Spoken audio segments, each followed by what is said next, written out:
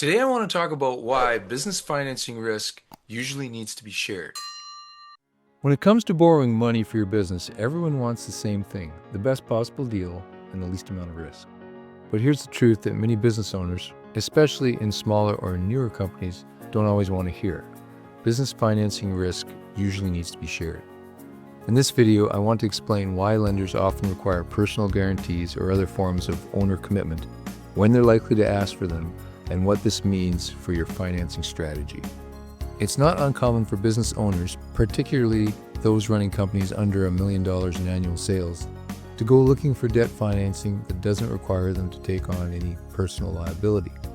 The thinking makes sense. You've already invested in the business. Why should you risk your personal assets too? Problem is, especially in new, early stage or developing businesses, expecting the lender to take on most or all of the risk simply isn't realistic.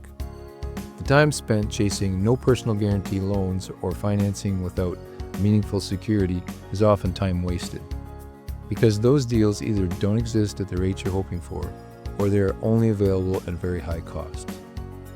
From the lender's point of view, a personal guarantee doesn't necessarily give them ironclad security. What it gives them is something arguably just as important, and that is your full commitment to the business. If the business hits a rough patch, lenders want to feel confident that you're going to fight to keep things going, and not simply walk away and leave them holding the bag. This is why lenders see guarantees not only as legal tools, but as signals of owner commitment. Now, as your business grows, builds retained earnings, and demonstrates a stable financial track record, the need for personal guarantees often decreases. But at the early stages, or with riskier financing requests, it's often part of the deal. The need for guarantees is also closely tied to the type of lender you're working with and the type of financing being requested. If the loan is well secured with assets that the lender knows how to liquidate, they may be less concerned about personal guarantees.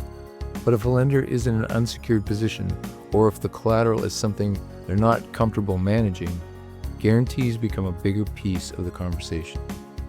Simply put, more risk to the lender equals higher likelihood of a personal guarantee.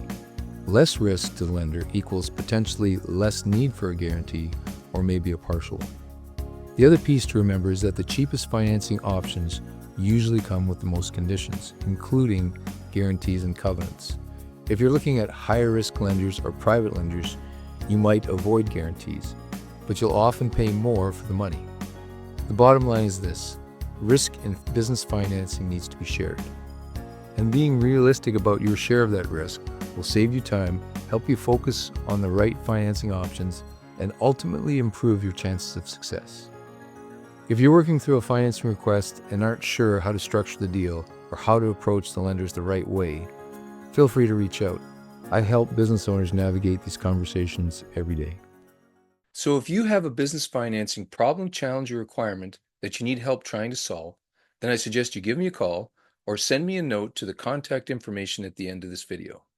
And I wish you all the best in your business financing endeavors. Take care.